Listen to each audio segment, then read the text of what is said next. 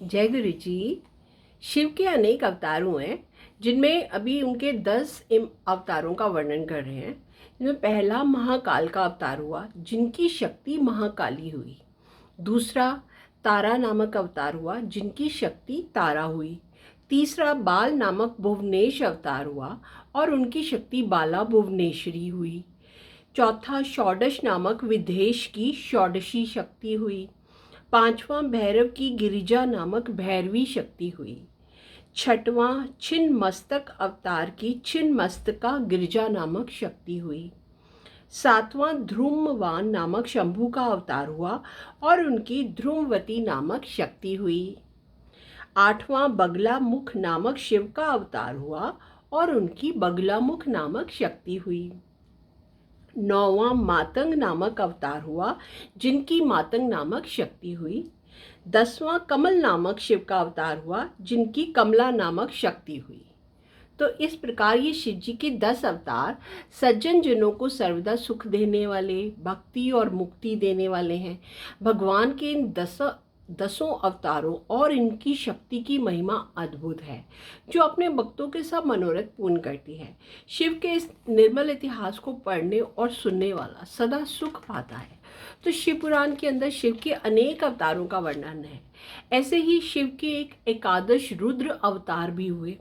तो पूर्व समय में जब राक्षसों के आतंक के कारण इंद्र अमरावती छोड़कर भाग गए, तब उनके शिव भक्त पिता कश्यप को बड़ा दुख हुआ और उन्होंने काशी में जाकर शिव की बहुत आराधना की और कई वर्षों तक शिव का वो तप करते रहे। तब शिव ने उन्हें दर्शन दिए और वरदान मांगने को बोला। तब कश्यप जी ने शिव से कहा, हे प्रभु, मैं अपने पुत्रों के दुख से दुखी हूँ। आप देवताओं के सहायक हैं, आप मेरे पुत्र हो जाइए। मुझे एक वर दो महेशान की दैत्यों से दी हुई पीड़ा देवताओं को बाधा ना दे। आप ऐसा कोई उपाय करो।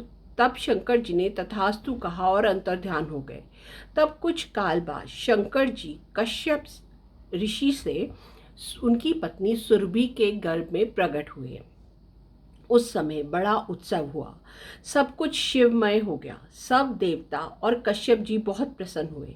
फिर तो कपाली, पिंगल, भीम, विरूपाक्ष, विलोहित, शास्ता, अजपाद, अहिर, बुर्धन्य, शंभु, चंड तथा भव, इन 11 रुद्रों ने सुरभि से जन्म लिया। ये सभी शिव के रूप हुए। इन रुद्रों ने देवताओं के हितार्थ संग्राम में दैत्यों को मारा। देवता निर्भय होकर राज्य करने लगे। अब तक ये कश्यप के 11 पुत्र रुद्र के रूप में भूलोक में विराजमान हैं। ये आज भी हैं। ये रुद्र 11 रुद्र आज भी इस भूलोक में, इस धरती में विराजमान हैं। उनके भी करोड़ों रुद्र अनुचर हैं, जो तीनों लोकों में सर्वत्र चारों ओर स्थित हैं। ये इतिहास पापों का नाशक है, धन, यश, आयु और बुद्धिवर्धक है, सब मनोरथों को पूर्ण करने वाला है। जो उसे सुनता है वह सब सुखों को भोग मोक्ष प्राप्त करता है। हर हर महादेव। जय गुरु जी।